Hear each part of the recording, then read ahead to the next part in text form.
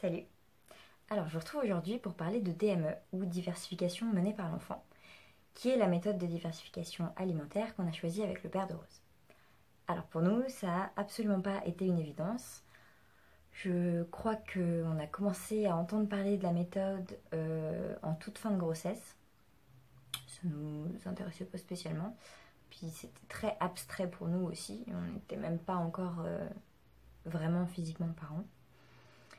Et la graine a germé et petit à petit on a commencé à y repenser aux 3 mois de Rose à peu près. On a commencé à se documenter un peu sur le sujet, à regarder des photos et des vidéos d'enfants en DME. Mais alors on trouvait ça génial, on trouvait ça hyper intéressant chez les autres. Voilà, ça fait partie de ces choses qu'on trouve super mais qu'on ne compte absolument pas faire dans sa vie. Parce qu'on avait peur de l'étouffement, tout simplement. Et puis voilà, donc on a continué à se documenter, on a continué à lire sur le sujet, et puis je crois qu'en Rose devait avoir 5 mois et demi, juste avant de commencer la diversification. On avait déjà acheté un joli baby cook, la petite fleur en silicone pour faire les petites purées à donner avec les petites cuillères qu'on avait déjà achetées aussi. Bref, on était vraiment prêts à faire une diversification traditionnelle purée-cuillère. Et puis, je crois qu'en fait, on s'est dit, si on le fait pas, on va le regretter. Ce qui est une super source de motivation, effectivement, parce que ce serait bête de regretter quelque chose aussi important que l'alimentation de son enfant. Et du coup, on a décidé de se lancer, malgré notre peur de voir notre enfant s'étouffer. On a décidé de relativiser.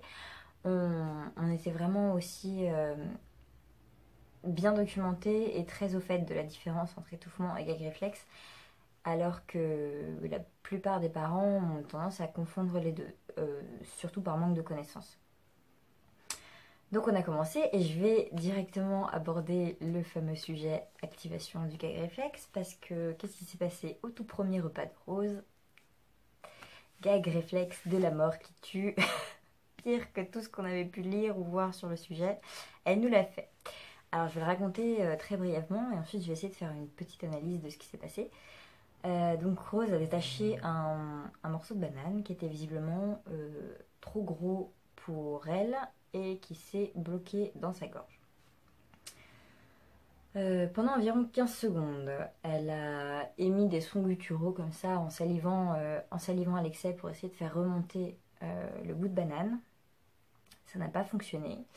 Donc son père et moi, on a surveillé son comportement tout simplement, vu qu'on s'était renseigné sur les gag réflexes, on vérifiait bien qu'elle n'était pas en train de s'étouffer, qu'elle changeait pas de couleur, que l'air continuait à passer, etc. Donc on l'a laissé faire.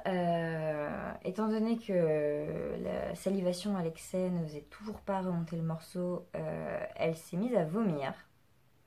Alors le vomito de la mort. Un jet d'1,15 m. Voilà, au deuxième jet de vomi, le bout de banane est ressorti. Et là, on n'a même pas eu le temps de se dire qu'est-ce qu'on fait? On arrête tout, va acheter un petit pot, stop. On n'a pas eu le temps de réfléchir que Rose chopait le bout de banane et le remangeait. Et ça s'est très bien passé, le repas s'est très bien fini.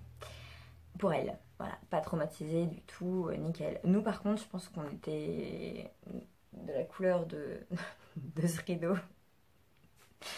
On n'en menait pas large, clairement on n'en menait pas large. Heureusement qu'on était renseignés, heureusement qu'on ne l'a pas touché. Je pense que la première banane du coup qu'on lui a donnée ce jour-là n'était peut-être pas assez fondante. Elle était peut-être pas assez mûre. Elle était bien mûre, mais je pense qu'elle aurait été plus fondante, j'aurais peut-être pas eu de soucis.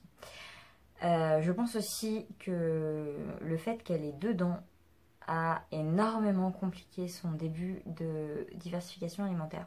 Parce que beaucoup de gens pensent de façon erronée que le fait pour un bébé d'avoir des dents va faciliter son début de diversification alimentaire.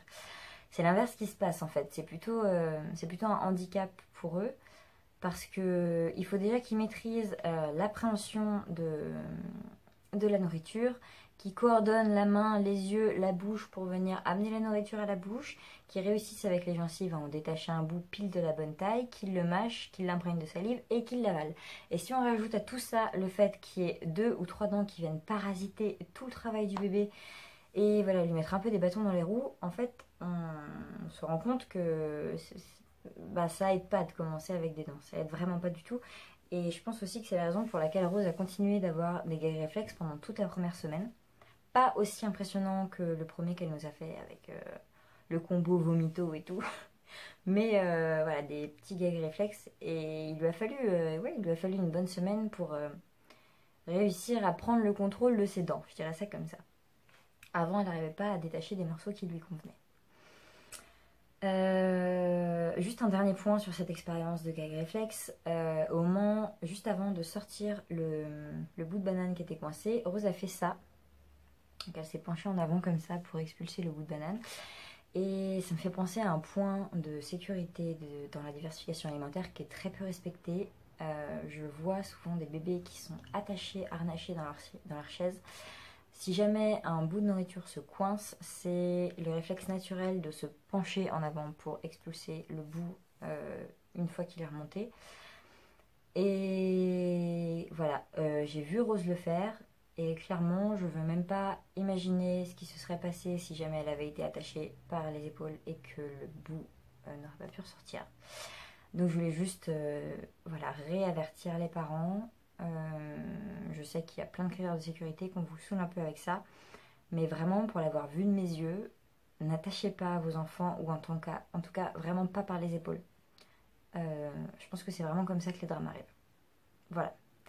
On va passer à une note un peu plus joyeuse. Je surveille le temps qui s'écoule. Ça va trop vite, il faut que j'essaye d'être plus concise. Alors, je vais essayer de lister un petit peu les points positifs et les points négatifs de la méthode après 5 mois, puisque Rose a 11 mois.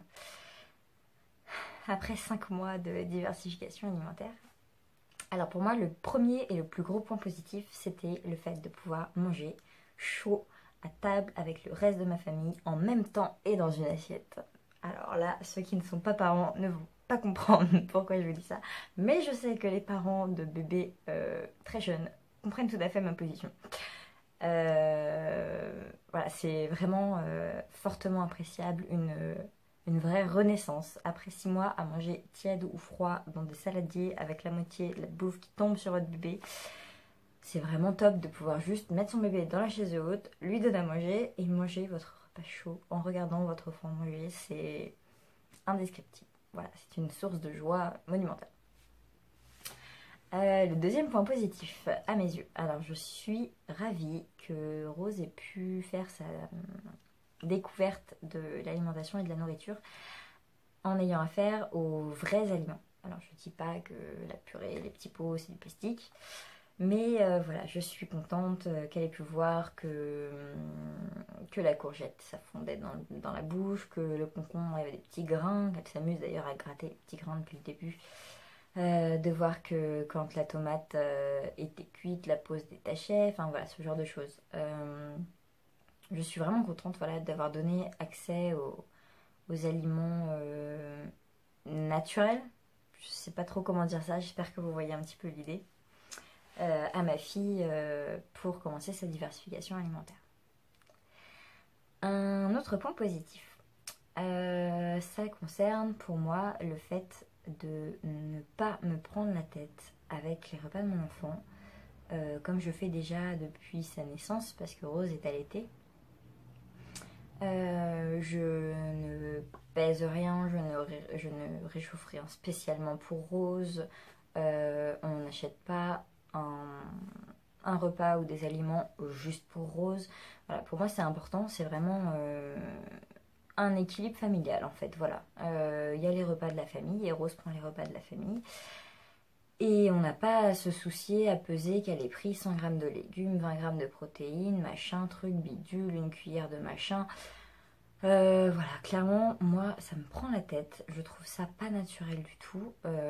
C'est pas la façon normale de manger à mes yeux. Je parle pour moi. Et je suis contente voilà, de n'avoir vraiment pas connu ça, ni avec des éventuels biberons, ni avec sa nourriture.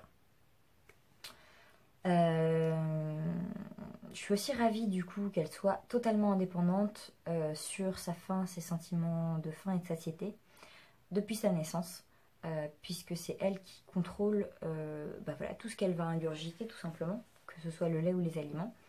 Quand est-ce qu'elle les mange, comment elle les mange, quand elle a plus faim, quand elle en veut encore, etc. C'est elle qui gère vraiment tout ça toute seule.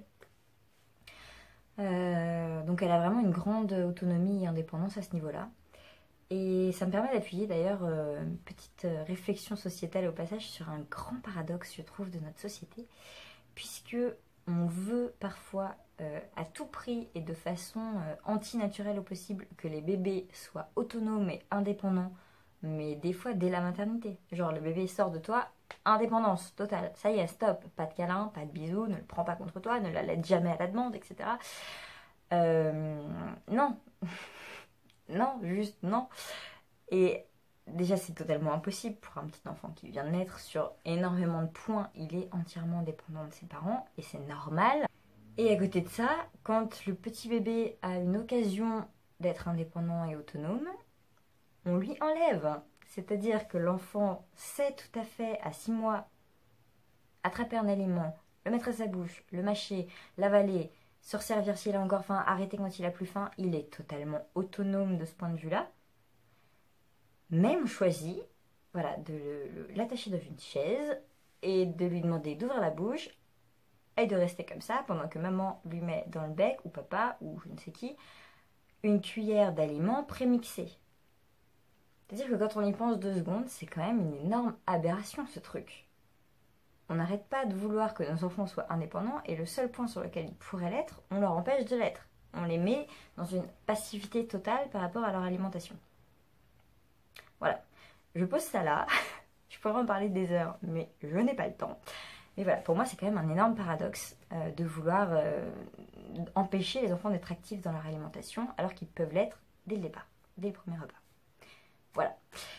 Un autre point positif à mes yeux, ça a été le côté pratique de la DME. C'est-à-dire que partout où on va, que ce soit chez des amis, en soirée, au restaurant, si on sort dehors, si on va rendre visite à la famille, etc., etc., etc., il n'y a pas besoin d'amener quelque chose pour le repas de rose. Il n'y a pas besoin de réchauffer un truc au micro-ondes, il n'y a pas besoin d'aller acheter un petit pot en 4e vitesse, il n'y a pas besoin de mixer une assiette avant de passer à table. Enfin voilà, elle mange comme nous. Et je trouve ça super pratique, voilà. Encore une fois, moi je suis un peu team flemmarde et si je peux m'éviter de faire des trucs qui sont en plus inutiles, j'évite quoi. Au niveau des points négatifs, je vais essayer d'être objective. Le premier, par lequel je me sens absolument pas concernée, mais qui me paraît être quand même un super point négatif pour d'autres personnes, donc j'en parle. C'est du coup ce côté pas de prise de tête, je ne pèse pas ce que mon enfant mange, je ne surveille pas ce qu'il mange, etc. Je pense que pour les personnes qui sont un peu control freak, ça peut être un obstacle complet au bon déroulement de la DME. Voilà, parce que c'est pas... vous pourrez jamais savoir si votre enfant a mangé 60 grammes d'un truc et 15 grammes d'un autre truc et 110 grammes d'un autre truc, etc.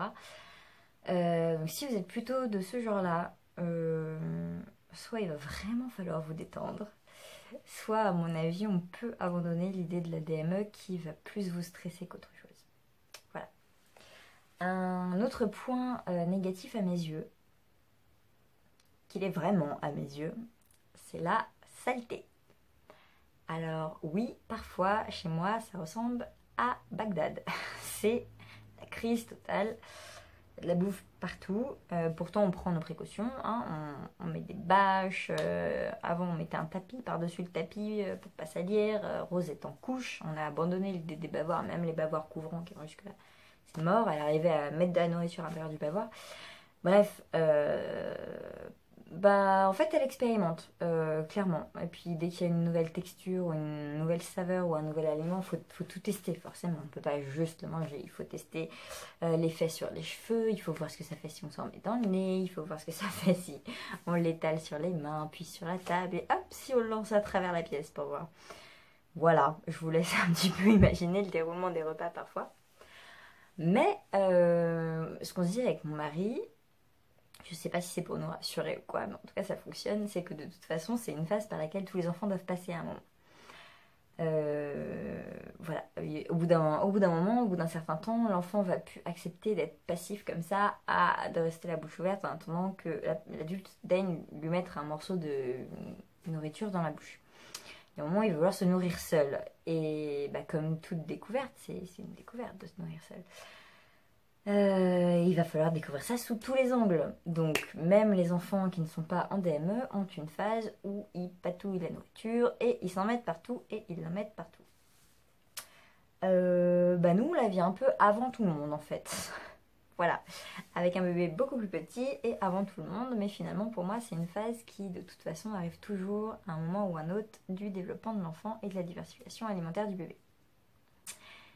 Mais c'est un gros point négatif qui prend parfois des proportions assez gigantesques. Voilà, je vais m'arrêter là pour ne pas vous décourager. Le dernier point négatif à mes yeux, maintenant encore une fois pour celui-là, je m'y retrouve pas totalement. Ça concerne toutes les petites recommandations de sécurité.